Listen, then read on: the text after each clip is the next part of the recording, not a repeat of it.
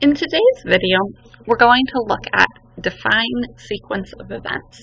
So this can be useful if you're looking at a population and want to only find people who have had, say, diabetes before an inpatient hospitalization. So you can define your order of events. So here where it says temporal constraint, typically we query with treat independently. We've also done another video that you can check out that talks about selected groups occur in the same financial encounter, and today we're going to choose define sequence of events. So the first thing that comes up, it says population in which events occur.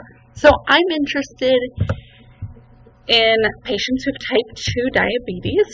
I'm just going to look at the ICD-10 code today, but if you were searching, you would also probably want to include the ICD-9 code.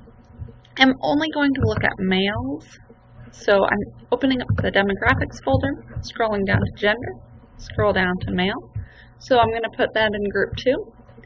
So I'm interested in patients who have type 2 diabetes, who are male, and then who have also had an inpatient hospitalization. So that's found down here in University Health System Consortium. Open that up. And then UHC visit details. There's a length of stay, and I'm going to pull over hospital length of stay. I don't care how long it's been. If it's, you can specify a number of how many days they've had to be in the hospital for, less than a certain number or more than a certain number. But I'm going to go ahead and say no value. So this is the population in which our events occur. So we're looking at males with diabetes who have had an inpatient stay. So then I'm going to click here on event 1. And I'm going to make event 1 be diabetes. So first they've had, and then event 2, I'm going to have be the length of stay in the hospital. Again, no value. ICU days, no value. All right. So now you can always add new events as well, but I'm going to keep this simple with just 2 events. And I'm going to go ahead and define my order of events. So I'm going to say that the start of the first ever event 1, so that's diabetes, occurs before the start of the first ever of event 2, which is our hospitalization. And I'm going to say that they have to have had diabetes for more than 100 days before they've been in the hospital. You can also, all of these are drop-down menus, so you can say the last ever, any, occurs before, occurs on or before, occurs simultaneously with. So there's many different options when you're setting up these sequence of events queries. But I'm interested in males who have had a hospital length of stay, who have diabetes, and I want their diabetes to be diagnosed by more than 100 days before their inpatient hospitalization. So I'm going to go ahead and run this query. So we have 3,030 met that criteria. We can also switch this to say occurs after by 100 days. So this would be saying that I want patients who have been admitted to the hospital and then get diagnosed with diabetes at least 100 days later.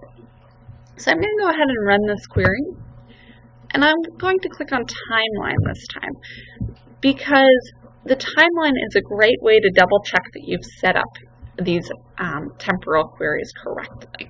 So I'm going to go ahead and hit OK, and it's going to take a little while for this query to finish and then the timeline to draw up. Alright, so the query and the timeline is now displayed. I'm going to go ahead and make the timeline larger by clicking on this Resize Workspace button, so that makes the timeline take up more space. So you'll see that for each fact, there are tick marks. And to the left of the screen tend to be the tick marks that are for males. So this is saying when this male fact was recorded. So I'm going to go ahead and zoom in because I'm more interested in what's over here, because these line up with our ICU days, our hospital lengths of stay, our type 2 diabetes, so all of these diagnoses. So I'm going to go ahead and zoom in And as you'll recall, we were looking for patients who had a hospital length of stay or ICU day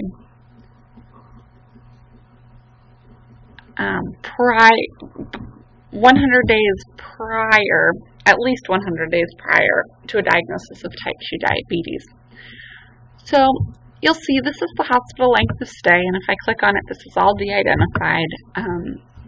This was in 2009, in November of 2009, and then I can go ahead and look at this as the first ever recording of type 2 diabetes, and this was in July of 2010. So that is indeed more than 100 days. Similarly, you can go ahead and look at the hospital length of stay for this This is a different patient.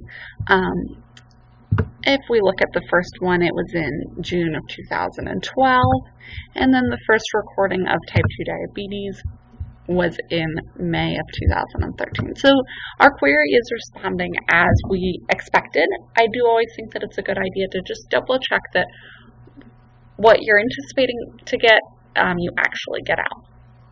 So that's it. That's how you can go ahead and search by defined sequence of events. If you have any questions, please let us know. Thank you so much for watching.